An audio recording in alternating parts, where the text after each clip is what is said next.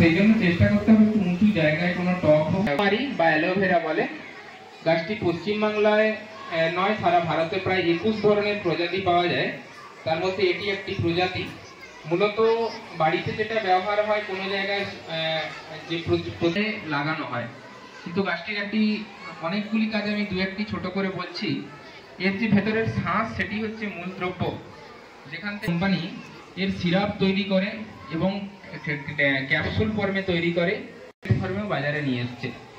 তার সঙ্গে এর কাঁচা অবস্থায় যেটা খাওয়া যায়, এটি লিভারের জন্য খুবই উপকারী।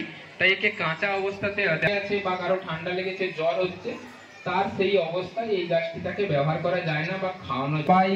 পাতা আমরা সরাসরি মাথায় চুলের জন্য ব্যবহার করা হয়, মূলত ব্যবহার করা হয়। এই গাছটি এখন লাগালে 6 মাস পর এটি ব্যবহার করা যায়। ঘৃতকুমারী মোটামুটি 6 মাস পরে ব্যবহার করা যায়। শ্বাস পাতাটা মোটা হয়ে গেলে, বড় হয়ে গেলে ভৃঙ্গর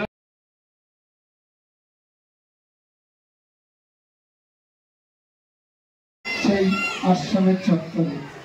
আর সকলের গুরুমাদের আশীর্বাদ সকলের শিরে বর্ষিত হোক। ওম শান্তি শান্তি শান্তি।